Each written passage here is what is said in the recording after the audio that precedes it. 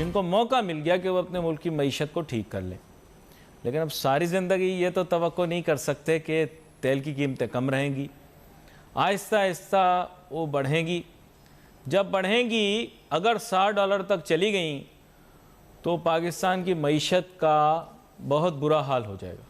لیکن یہ کوئی نئی بات تھوڑی ہوگی. کون سی کو بہت اچھی چل رہی ہے آج کل؟ ارے یہ بولنا نہیں، بہت اچھی ہے، بہت بیسٹ. پاکستان کی economy world best economy, Pakistan کی stock market world best market, Pakistan کی انڈسٹری ایور گروئنگ، سب کچھ ٹھیک چل رہا ہے، پاکستان میں سب اوکے ہے. یہی کہنا ہے. بات کچھ ایسی ہے کہ اس کی ریئلائزیشن بھائی آج کر لیں کہ تیل کی قیمتیں کل بڑھ جائیں گی. میرے ساتھ بہت ہی اہم مہمان شامل گفتگو ہوں گے. جناب شان سعید صاحب کوالالمپور ملیشیا سے معیشت دان ہیں اور بین الاقوامی معاملات و معیشت کے اوپر بڑی گہری نگاہ رکھتے ہیں. ویلکم کرتا ہوں آپ کو شو میں. تھینک یو علی ناصر صاحب آپ کا.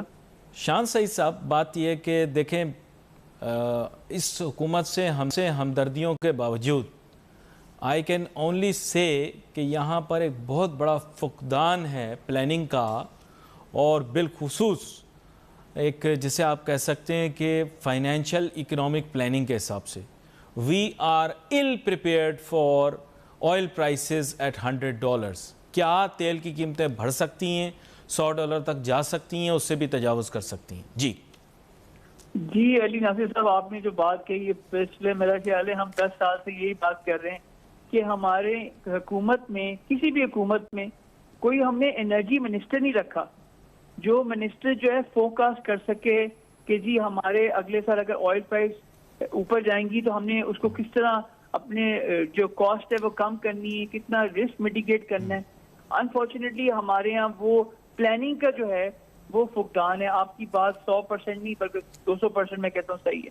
جہاں تک علی ناصر صاحب آئل پرائس کا تعلق ہے، 4 مارچ بڑی امپورٹنٹ ڈیٹ ہے، کیونکہ 4 مارچ کو ڈیسائیڈ ہوگا کہ آئل پرائسز اوپر جا رہی ہیں نیچے آ رہی ہیں، کیونکہ اوپیک کی میٹنگ ہے.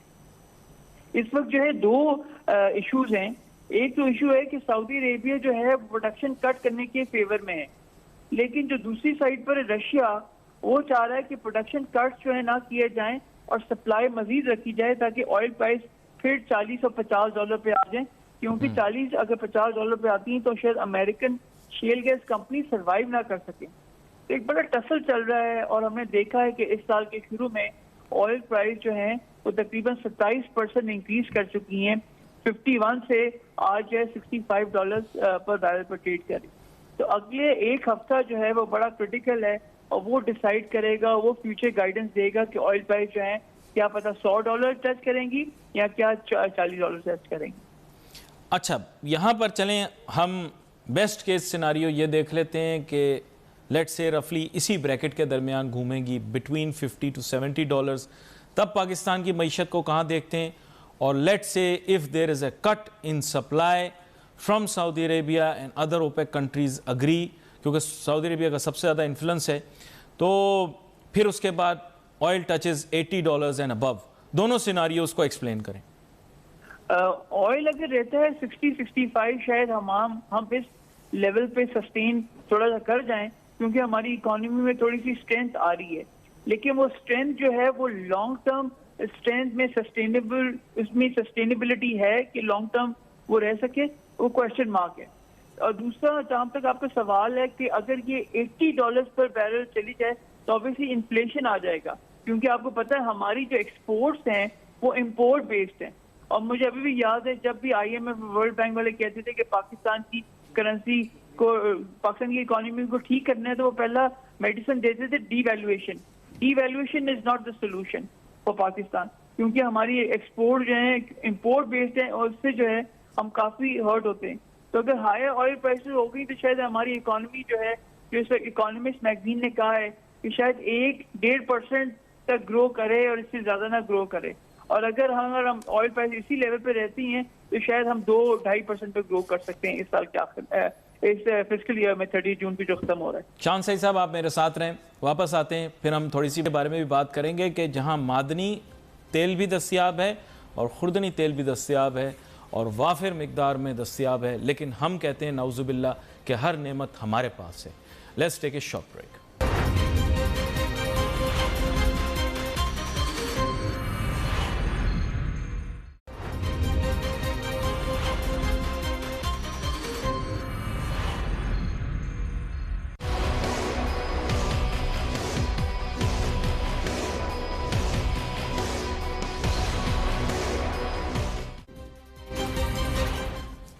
नाज़रीन वेलकम बैक आफ्टर ब्रेक। गुफ्तगू हमारी जारी थी। ब्रेक पर जाने से पहले शान सईद साहब से बात हो रही थी। शान सईद साहब, पाकिस्तान की मईशत के मुतालिक दो आपने प्रेडिक्शंस तो इस हिसाब से कर दी, लेकिन मैं अब आपको किसी और जानिब लेकर आता हूँ। बात यह है, ब्रेक पर जाने से पहले मैंने आपको यही कहा कि मलेशिया मुनफरिद मुल्क है। अगर देखा जाए ठीक है, पाकिस्तान के पास 4 मौसम, समुंदर, दरिया, पहाड़, दुनिया की बहुत सारी चीज़ें मौजूद हैं, लेकिन जो हमारा इस वक्त सरप्लस का मैटर है, इशू है, वो अगर हमारे पास सरप्लस हो भी जाए तो फ़ायदा कोई इतना ख़ास नहीं है, क्योंकि दुनिया के अंदर सबसे ज़्यादा अभी जो ज़रूरत है चीज़ों की वो मादनी और खुर्दनी तेल है। पाकिस्तान के इंपोर्ट्स का अगर ब्रेकअप किया जाए तो उसमें खुर्दनी तेल यानी कि edible oil one of Pakistan largest imports है, और फिर उससे भी ज़्यादा बड़ी इंपोर्ट है मादनी तेल यानी fossil fuels, petroleum products. Unfortunately हम इस पे सेल्फ रिलायंट नहीं है। दुनिया की आज करेंसी ये है। क्या कहते हैं आप शान सईद साहब? बिल्कुल आप सही कह रहे हैं। अब रिसोर्सेज जो हैं वो स्केर्स होती जा रही हैं और आपकी पॉपुलेशन दुनिया की वो बढ़ती जा रही है, और बढ़ती पॉपुलेशन में फिर यही होगा कि जो अगला जो इस साल का चैलेंज है वो ये है कि पूरी दुनिया में रिसोर्सेज की जो है वो शायद उसमें कमी आए, जिसकी वजह से कमोडिटीज की प्राइसेस ऊपर जाएंगी, और जब कमोडिटी के प्राइसेस ऊपर जाएंगी तो हमारे लिए थोड़ा सा चैलेंज होगा, क्योंकि हम ऑयल जो है वो इंपोर्ट करते हैं। So higher oil prices is going to hurt our economy unfortunately. लेकिन हमारी कुछ हम एग्रीकल्चर हमारी कंट्री है, तो जो कमोडिटी प्राइसेस इंक्रीज होने की वजह से हमें कुछ फायदा भी होना चाहिए कि हम जो सरप्लस अपनी जो प्रोडक्ट्स हैं वो एक्सपोर्ट भी कर सकते। तो हमारे लिए एक बड़ा फाइन बैलेंस है जो हमें मेंटेन करना होगा। लेकिन ओवरऑल जो पूरी दुनिया में इस वक्त आउटलुक है कमोडिटीज का वो बड़ा बुलिश है, क्योंकि रिसोर्सेज जो हैं वो स्केर्स होती जा रही हैं, सप्लाई चेन में कोविड की वजह से चैलेंजेस आते जा रहे हैं, और आपकी जो डिमांड है वो उसी तरह बढ़ती जा रही है। लेकिन दुनिया भर में तो अब इंटेलेक्चुअल कैपिटल की कदर है ना, जो आपकी जहानत है, आपकी अकल है, आपकी सोच है, उसकी फिक्र की कदर है। पाकिस्तान में क्यों नहीं है? असल में इसके बेसिक वजह है कि हमारे यहाँ खवातीन की तालीम जो है वो बड़ी कम है, और मैंने 2010-2011 से जब मैं पाकिस्तान में था आपके साथ बड़े सारे प्रोग्राम किए, मैंने हमेशा एक ही पॉइंट रखा है कि मैं और आप इस पॉइंट पे बिलीव भी करते हैं कि अगर हमने पाकिस्तान की इकोनॉमिक डेस्टिनी चेंज करनी है तो we have to invest in female education. उससे ये होगा कि आपके मुल्क में करप्शन खत्म नहीं हो जाएगी, करप्शन कम हो जाएगी।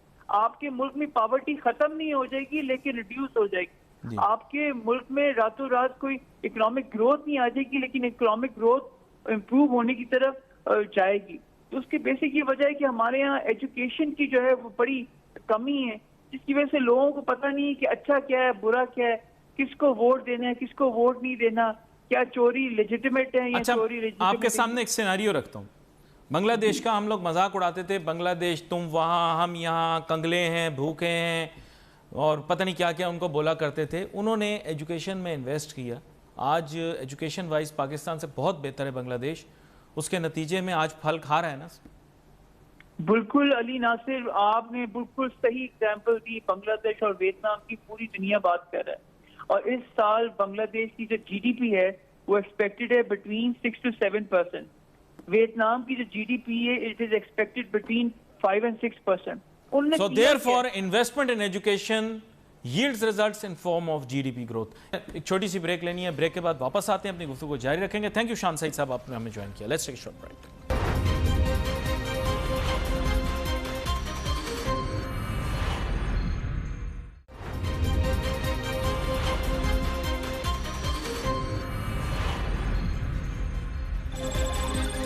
नाज़रीन वेलकम बैक आफ्टर ब्रेक।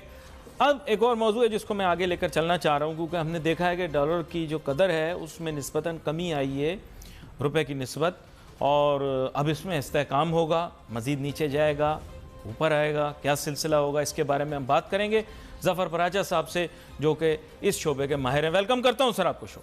जी शुक्रिया जनाब, अस्सलाम वालेकुम। वालेकुम अस्सलाम। ज़फ़र पराचा साहब, थोड़ा बताइएगा, अब ये जहन में ऐसी कैफियत भी आ गई और लोग मुबारकें भी दे रहे हैं हुकूमत को कि जनाब डॉलर की कदर को कम कर दिया, तो क्या आगे क्या लगता है इसके बारे में थोड़ा सा हमें बताएं। देखिए जनाब, जहाँ तक मुबारकबाद की बात है तो हुकूमत के साथ साथ स्टेट बैंक और मौजूदा गवर्नर स्टेट बैंक साहब को सबसे पहले मुबारकबाद देनी चाहिए, क्योंकि उनकी जो 1 साल पहले جو ان کی کوششیں تھیں اور جو اقدامات تھے اس کے رزلٹ اب آنا شروع ہو گئے ہیں۔ آپ دیکھیے ہماری ایکسپورٹ بڑھ گئی ہے، ہمارے فورن ایکسچینج ریزرو بڑھ گئے ہیں، یہ کووڈ کے ہونے کے باوجود، اور ہماری امپورٹ کافی حد تک نیچے آ گئی ہے، اور خاص طور پہ جو ہماری ہیوی انڈسٹری ہے اس کی جو ترقی کی رفتار ہے پیداوار کی وہ بہت زیادہ بڑھ گئی ہے۔ تو یہ سارے اقدامات میں ایک اسٹیٹ بینک کا بہت رول ہے حکومت کے ساتھ ساتھ۔ نو ڈاؤٹ کہ اگر حکومت نہ چاہے تو اسٹیٹ بینک کچھ نہیں کر سکتا، لیکن یہ ایک بہت اچھی بات ہے۔ دوسری بات یہ ہے کہ آگے جو آپ نے ڈالر کا پوچھا، تو میں نے آپ کو کچھ عرصہ پہلے بھی آپ کے پروگرام میں کہا تھا کہ ڈالر انشاءاللہ نیچے آئے گا، تو ابھی بھی ڈالر 158 سمتھنگ ہے، اور امید میں کرتا ہوں کہ یہ 155 تک آ سکتا ہے اگر یہی تسلسل رہا، اور اگر ہم انشاءاللہ گرے لسٹ سے نکل جاتے ہیں جس کے چانسز بہت زیادہ ہیں۔ لیکن اگر نہ نکلنے کی وجوہات صرف اور صرف پولیٹیکل ہیں، انٹرنیشنلی پولیٹیکل، جس میں امریکہ ہے، یورپ ہے، پھر اور ایک سب سے بڑا ہمارا جو پروگرام ہے سی پیک، جو اس وقت لوگوں کی آنکھوں میں کھٹک رہا ہے۔ ہمیں بہت ساری چیزوں کو پیچھے سے کنٹرول کرنے کے لیے انہوں نے یہ ایک فیٹ کی جو تلوار ہے وہ ہم پہ لٹکائی ہوئی ہے، اور کوئی بات نہیں ہے۔ اچھا، یہاں پر میں چونکہ آپ نے گورنر اسٹیٹ بینک صاحب کو مخاطب کیا، تو میں بھی آپ کے توسط سے ان سے کہنا چاہوں گا، مجھے پتہ ہے آپ بھی ان سے رابطے میں رہتے ہیں، پروگرام بھی دیکھتے ہوں گے ضرور۔ بات کچھ ایسی ہے ظفر براچہ صاحب کہ اکانومی کو اب ڈالرائز کرنے کی ضرورت ہے، زیادہ سے زیادہ ڈالر ہمیں چاہیے، اب وہ ریمیٹنس کی صورت میں بھی آ رہے ہیں، اور مقامی لوگ بھی حب الوطنی کے جذبے کے ساتھ ملک میں ڈالر رکھنا چاہ رہے ہیں، لیکن اس میں کچھ رکاوٹیں ہیں۔ آپ کے خیال سے کیا اس سلسلے میں کوئی ورکنگ گروپ اگر اسٹیٹ بینک بنا لے اور عوام کے لیے آسانیاں پیدا کرے، اور بالخصوص وہ لوگ جو کہ ریمیٹنسز بھیج رہے ہیں اپنے گھر والوں کو یہاں پاکستان میں، ان کو ڈالر رکھنے کی اجازت دی جائے تو کتنا اچھا ہو؟ میرے خیال سے ڈالرز بھی زیادہ آئیں گے، اور ڈبل ایفیکٹ آئے گا، وہی ڈیجیٹل جو ایک اکاؤنٹ بنانے کا انہوں نے سلسلہ کیا، اس کا بھی ایفیکٹ جو ہے وہ اور زیادہ ڈبل ہو جائے گا۔ کیا کہتے ہیں آپ؟ علی بھائی، بات یہ ہے یہاں پہ ڈالر رکھنے میں کوئی رکاوٹ نہیں ہے جی، اور خاص طور پہ جب سے روشن ڈیجیٹل اکاؤنٹ آیا ہے، جی، جو کہ ہمارے باہر اوورسیز پاکستانی اپنے لیبر کیمپ سے نکل کے شہر آتے تھے، ان کے ایک دن منیمم ایک دن ان کا ضائع ہوتا تھا، تو اب وہ اپنے تھرو موبائل کرتے ہیں، اور موبائل کے تھرو اس کو کرتے ہیں۔ اگر آپ دیکھیں تو ابھی تک 500 ملین ڈالر آ چکا ہے، اور کئی ہزار اکاؤنٹ کھل چکے ہیں۔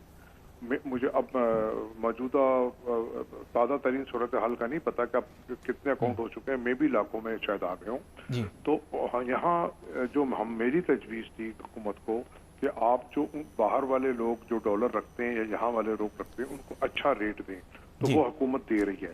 اس وقت پاکستان میں سب سے بہترین ریٹ ہے فورن کرنسی کے اندر، ڈالر کے اندر، جو دنیا میں کہیں نہیں ہے، اور کوئی قید نہیں ہے یہاں جتنے مرضی ڈالر لے کے آئیں، جتنے مرضی لے کے آئیں۔ ہاں، آپ کا پیسہ لیگل ہونا چاہیے، آپ کا سورس آف فنڈ ہمیں معلوم ہونا چاہیے۔ یہ بڑی احسن بات ہوئی۔ آگے آنے والے دنوں کے اندر کوشش کریں گے کہ آپ کو اسٹوڈیو میں مدعو کریں، دوبارہ سے اس گفتگو کو آگے لے کر چلیں گے جو پچھلی مرتبہ ہم نے کی تھی، اور آپ نے کہا اچھے نتائج آ رہے ہیں، تو چلیں اس میں ہم اسٹیٹ بینک کو بہت اچھے نتائج آئیں گے اور آ رہے ہیں، اور اگر یہی پالیسیز رہیں، کوئی اگر تسلسل نہیں ہوا یا حکومت میں کوئی چینج نہیں آتا، تو مجھے امید ہے کہ ہر طرف بہتری آئے گی۔ آپ کا بہت شکریہ ظفر براچہ صاحب، آپ نے مجھے ان کے بذریعہ ٹیلی فون۔ ناظرین، آج کے پروگرام کا وقت جو ہے وہ محدود تھا، ظاہری بات ہے اس میں بہت سارے ہم نے موضوعات کور کر لیے۔ آگے آنے والے دنوں کے اندر اسی طرح کے موضوعات لے کر آپ کی خدمت میں حاضر ہوں گے۔ Wait for messages on Facebook. Ali Nasir ہماری ٹیم کو اجازت دیجیے، اللہ حافظ۔